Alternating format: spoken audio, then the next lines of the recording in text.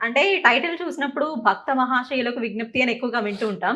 What is 'భర్త మహాశయులకు విజ్ఞప్తి'? అంటే ఏం విజ్ఞప్తి చేయబోతున్నారు హస్బెండ్స్‌కి ఈ మూవీలో? టైటిలే కొత్తగా ఉంది కదా! అవును సో, కదా! యూజువల్లీ డైరెక్టర్ గారు అంటే మనకి అనౌన్స్‌మెంట్ టెంపుల్స్‌లో లేకపోతే హ్మ్. అందరికి భక్తులందరికీ అవును. విజ్ఞప్తి. ఆ! సో, అలాగా భర్తలందరికీ విజ్ఞప్తి అనేసి అంటే the story goes around wife and husband హ్మ్. యూనో దాని చుట్టూ జరిగే సన్నివేశాలు ఏంటి అనేసి. సో, దట్స్ హౌ భర్త మహాశయులకి విజ్ఞప్తి అని. ఓకే. యాహ్! అంటే ఒక యాహ్! హీరో కానీ, ఒక హస్బెండ్ కానీ ఇద్దరు అమ్మాయిల మధ్యలో నలిగిపోతూ ఉంటే అది చాలా చూడ్డానికి అంటే ఆడియన్స్‌కి సినిమాల్లో చాలా బావుంటుంది.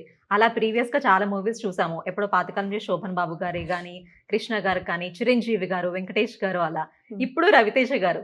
సూపర్ క్లాసీగా కనిపిస్తుంది. టీజర్ అయితే అవును. ఔట్ అవును. అండ్ ఔట్ ఎంటర్‌టైన్‌మెంటే ఉంది. అవును. ఈ యాహ్! మూవీలో వైఫ్‌గా 'రవితేజ' గారికి మీ క్యారెక్టర్ ఎలా ఉండబోతుంది?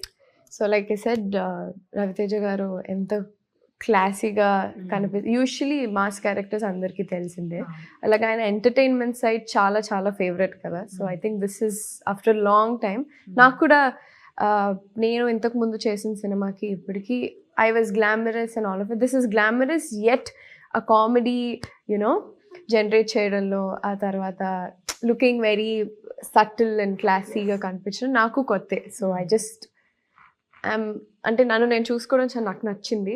I think this is Kishore Tirumala's character. Yes.